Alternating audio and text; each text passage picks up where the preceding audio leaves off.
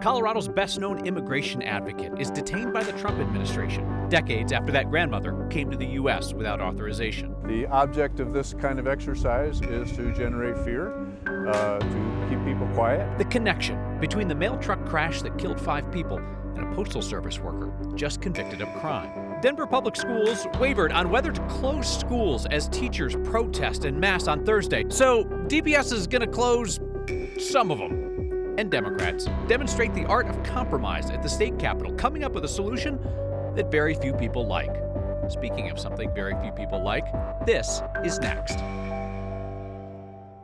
Colorado's most prominent immigration advocate is being held by ICE tonight. Jeanette Vizguera became nationally known when she took refuge in a church for years to avoid deportation. The grandmother, who came to the U.S. without authorization decades ago, has been a prominent critic of President Trump, who pledged to focus on deporting violent criminals and gangsters. Vizguera is in the ICE detention facility in Aurora, where she was picked up outside her job at Target last night. So she first came to Colorado in 1997, wasn't flagged for deportation until 2009, when she was arrested during a traffic stop for having forged identification documents. She's also convicted for illegal entry in 2011, when she returned to the U.S. after attending her mother's funeral in Mexico. It was only years later that she became well known for her immigration advocacy. Vizguera got several stays that allowed her to remain in the U.S. In that time, she tried unsuccessfully to get a visa designed for victims of crime. Democratic Senator Michael Bennet and Congressman turned Governor Jared Polis both ran what are called personal bills in Congress to prevent her specific deportation. Both today criticized her detention and called on ICE to be more transparent about what it's doing.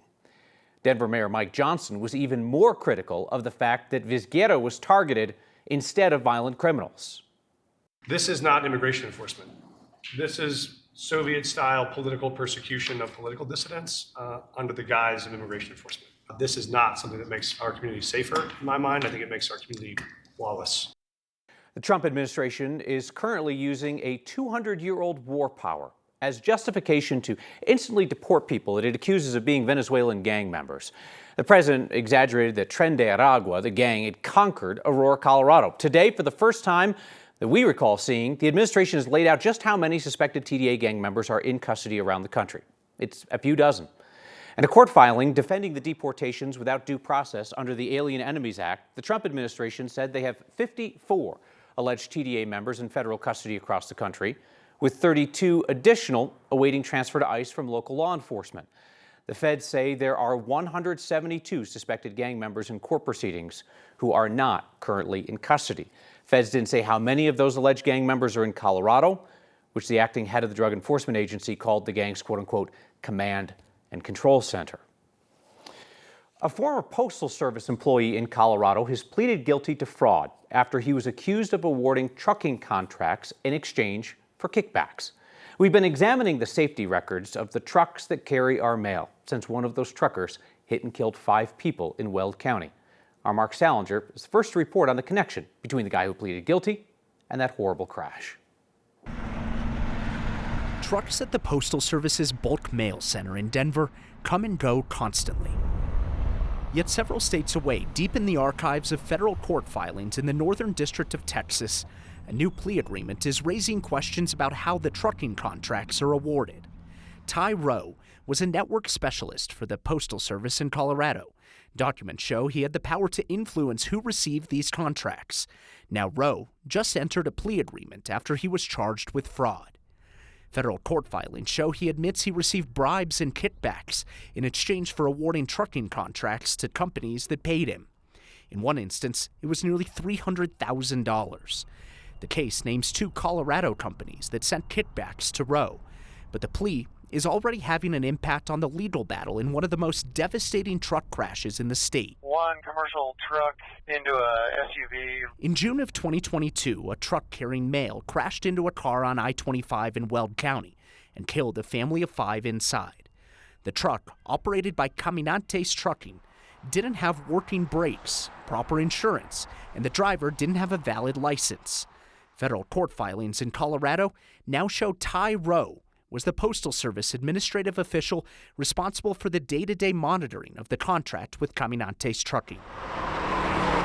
While there are no allegations that Rowe received kickbacks from caminantes, a filing in federal court in Colorado is asking a judge to consider Rowe's plea agreement in Texas when ruling in this case. Ty Rowe was part of a deposition in the lawsuit over the deadly crash on I-25 involving the truck contracted by the Postal Service. Rowe represented the Postal Service in that deposition. This afternoon, I also talked to the family of the 5 people killed in the crash. They're from Wyoming. They didn't know about Rowe's connection and say they want to investigate more, Kyle. You reach out to the Postal Service, as you have throughout your investigation on this. What did they say about this latest development? Yeah, so they haven't always released statements, and today is no different. They told me reach out to the U.S. Attorney's Office in Texas. They're the ones who are going to be able to tell you. We haven't heard back. There is no real connection that we know yet if there was any bribery or anything like that. There are no allegations of that, and there are no facts to point to that in this Caminantes case. But of course, there's already a filing in the Caminantes case, the federal case here in Colorado, that's trying to see whether there is any connection. And you've just got this broader question that's been lingering over your entire coverage, which is, who is getting taxpayer Postal Service dollars to carry the mail, and are those trucks safe? And now we learn about this bribery. And it goes on. And the driver of this Caminantes truck that was involved in this crash was convicted of a crime, and as far as we know, is still in jail at this point. Mark Salinger, thank you for your work on this. Appreciate it. 3 top prison officials in Colorado were quietly put on paid leave earlier this month. All of them on the same day. The state won't say why. The Department of Corrections confirmed today that the wardens of the facilities in Sterling and Denver, Ryan and Jeff Long, their brothers, were placed on paid administrative leave on March 5th. And so was Fremont Correctional Facility Warden Shane Stucker. All 3 have worked for the department for a decade plus. The department will not say why the 3 of them are on leave, or even if there's an ongoing investigation. Now, that, of course, just made us more curious about what's happening, so we're still working on it, and we'll let you know what we learn. Hi there. We have a weather impact alert for wind and snow associated with a fast-moving storm system that's creating areas of blowing dust and poor visibility along the Front Range. We're awaiting some rain and snow showers here in Denver. You can see this counterclockwise swirl of a storm that's been bringing snow and wind all day to the high country. Now, with the front coming in from the north, we're seeing the wind shift out of the southwest, coming in out of the north and northwest. And these gusts to 60, 70, 80 miles per hour will create blizzard conditions out on the eastern plains tonight. Temperatures have cooled back with the arrival of this front. 40 degrees in Denver, down from a high of 65. Yesterday, we were in the mid-70s. We're starting to see some rain now filling in, rain mixing with snow. Castle Rock, Parker, Byers, and we've got a lot of snow in the mountains and wind that is compromising travel on the I-70 corridor as well. The area of low pressure with that counterclockwise flow continuing to pull in some cold air, and this is the rain-snow line near Kiowa and west of Agate. So it's moderate rain outside of DIA and up to Fort Morgan, but we're seeing all snow in Conifer, Bailey, Lakewood, Highlands Ranch, Parker, and Castle Rock. And this is something that we expect to continue over the next few hours. Winter weather advisories for the mountains for up to a foot of snow through tomorrow morning. Winter weather advisories south and east of Denver for 2 to 4 inches of snow. So not a lot of snow. And you'll notice Denver is not included in the advisories for snow. But I want you to focus on the hot pink area. This is where we think we'll see blowing snow, blizzard conditions, and potential road closures tonight. Areas east of Lyman through Washington and Yuma counties. So let me go back and kind of show you the future cast and how this moisture is swirling around the backside of this low. As we get to about 8 o'clock, snow showers are moving south and east of Denver up to the 9 o'clock hour, 10 o'clock hour. Those heavier snow bands begin to shift further east. Gusty winds, though, which you cannot see on the future cast, are going to create areas of blowing snow, and the worst of that will be east of Akron and Lyman, and that will go late into the night. Tomorrow, the storm is gone. It's done. Now, those of you traveling into the mountains will run into snow and wind, but for the most part, we're done with the snow here. And this isn't a big snow event for Denver, but there will be pockets of snow down south of Castle Rock, and then 3 to 6 inches possible east of DIA as some of those bands kind of wrap back around that low pressure system. Tomorrow we will have a clear day. The clouds will be moving out. The wind will be in place, so it's going to be a cold day. Notice 45. We've been in the 60s and 70s all week long with critical fire weather. First day of spring, vernal equinox, is Thursday. Sunshine and 60. Temperatures go back and forth from the 50s to 60s for the end of the week and for the start of next week, with temperatures back close to 70 degrees a week from today.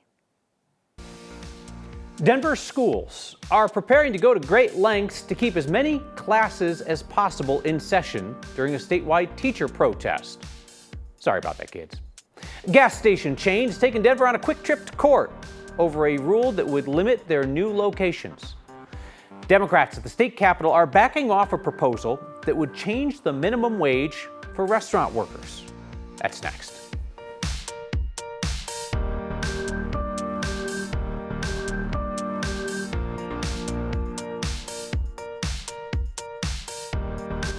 Well, bad news for Denver public school students hoping for an early start to spring break. District says it is going to cobble together staff and call in guest teachers to keep as many of its schools open as possible during a statewide teachers union protest later this week. Colorado's teachers union is rallying thousands of teachers to come down to the state capitol on Thursday. They're protesting a change in school funding as some Democratic legislators in the majority at the Capitol try to cut back overspending for some districts. The teachers union argues that the state's proposal is essentially a $150 million budget cut for districts that are facing declining enrollment. In a statement this afternoon, Denver Public Schools says that they are monitoring their staff's day off requests ahead of the protest, seeing which schools will have to cancel because so many people will be gone, and which absences can be covered by central office staff and guest teachers. At this point, the district says they're planning to keep 35 neighborhood schools and 50 charter schools open during the protest. That list of schools has been emailed out to parents. Among other things, DPS said that they are cognizant of the impact on families when school is canceled abruptly, and also the fact that a lot of kids get 2 of their 3 meals a day in a DPS school. Other metro area school districts, Boulder Valley Schools and Adams 12, have already called off classes on Thursday. Boulder Valley spokesperson says the district expects 600 staff absences that day. Adams 12 says they don't have a solid number right now, but they are expecting what they call labor shortages when their educators go down to Denver for the rally. The convenience store chain Quick Trip is suing the city of Denver over its new gas station siting rules. City Council passed an ordinance in February that bans the construction of new gas stations within a quarter mile of existing gas stations and public transit. Exceptions will be made for large grocery stores that sell gas, but not for regular-sized convenience stores like Quick Trip. City Council is trying to prioritize the building of more housing rather than more gas stations. The lawsuit seeks to allow applications for new gas stations that were submitted before February 18, when the new rule was approved. Quick Trip had put in applications for 4 new gas stations in Denver, said they already spent $750,000 on those proposed projects. The lawsuit set for a hearing come May. In the spirit of compromise, Colorado's latest run at lowering the tipped minimum wage makes nobody happy. Success? Hey, a reminder, you can catch Next streaming each night at 6 p.m. on 9 News Plus. And Next is also a podcast. Each weeknight, find that wherever you get your podcasts. Democrats at the state capitol are backing off their controversial proposal to lower the tipped minimum wage for restaurant workers and bartenders in cities like Denver. A watered-down version of their plan is now advancing in the state house after it was drastically changed from late last week. The original version of the bill would have forced Denver, Boulder, and Edgewater to lower the base rate that restaurants are required to pay their tipped workers. Those municipalities all have base rates that are higher than the state's, and some Democrats, as well as restaurant industry lobbyists, said the higher costs are forcing restaurants to close or to cut back on hours. This idea was unpopular with progressives at the Capitol, as well as restaurant industry workers who came in and said that basically you'd be given a pay cut to thousands of workers by lowering the tipped minimum wage. A new version of the bill gives municipalities more flexibility to decide their own tipped minimum wage, which is currently required to be $3.02 less than the local minimum wage for non-tipped employees. The bill sponsors say it's not the solution that they hope to find this year, and they say that legislators have to do more to confront what they called a crisis of rising costs for the restaurant industry ever since the pandemic. Margins, already historically thin, are now non-existent. They are packing up and leaving Denver and Colorado altogether, taking jobs with them. The ones that are managing to stay afloat are slashing hours, shifts, and benefits. You'll have to look to Michigan as an example of what happens when a city doesn't take their downtown decline seriously. Rents aren't going up. Denver has amongst the fastest falling lease rates in the country. Our vacancy rate is over 30%. It's ridiculous to say that we don't have a problem. The bill still has to pass a final vote in the House before it goes on to the Senate. As it stands now, neither side is completely satisfied with the amended bill, and some progressive holdouts say it does not give cities enough power to increase minimum wages for tipped employees. One of the sponsors, Stephen Woodrow, Democrat, said that dissension, that's the mark, he said, of a good compromise.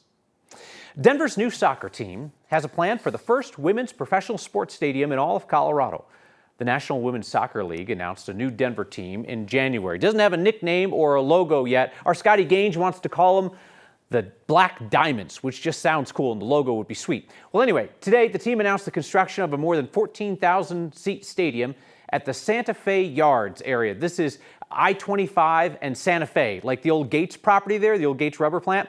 The 14 acres of land has sat empty for decades. The city of Denver says it'll pay for some of the stadium, is not saying how much at this point. Deal still needs final approval from the city. They want to open this thing in spring of 2028. Team says it'll announce plans for a temporary stadium soon. I'm going to get in trouble for saying this, but that's nicer than the one that the men play in. Thank you very much, Marilyn. Your feedback is next. You think I was going to say something else?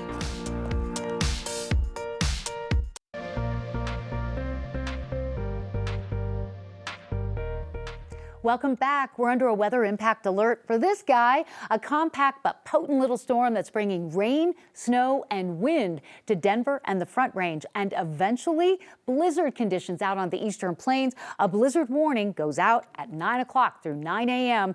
for, well, possible road closures and poor visibility east of Lyman tonight. Tomorrow will be cold with clearing skies at 45. First day of spring, sunshine and 60, 50s and 60s for the rest of the week and the upcoming weekend. And a week from today, close to 70 degrees. We are continuing to get some feedback about an ad that is currently airing on NBC. Mindy and Meredith wrote in during tonight's program to ask why 9 News is airing that ad directing migrants to leave the country and whether it's costing taxpayers. President Trump has a clear message for those that are in our country illegally. Leave now. If you don't, we will find you and we will deport you. That is the ad featuring Homeland Security Secretary Kristi Noem that aired right before Next on Nightly News tonight. It is a $200 million international ad campaign warning migrants, quote, not to come to America and break its laws or they'll be hunted down and deported. It is, in fact, a taxpayer-funded ad that goes on to praise the wisdom of President Trump. The department's budgeted $200 million for the campaign of TV, radio, and targeted social media ads. As journalists at 9 News, we of course have no say over the advertising that appears on our air, and that goes for local and especially for national folks. In return, the sales team doesn't have any say over our journalism. We should mention in this case, the ad is not actually running in local programming on 9 News. It's running on NBC during their network time. That's why you saw it during NBC Nightly News. Lisa writes in to say, it is beyond me to understand why the people who don't like Next don't just change the channel. Well, Lisa, I've noticed that a lot of people don't just want to control what they see, but what other people see too.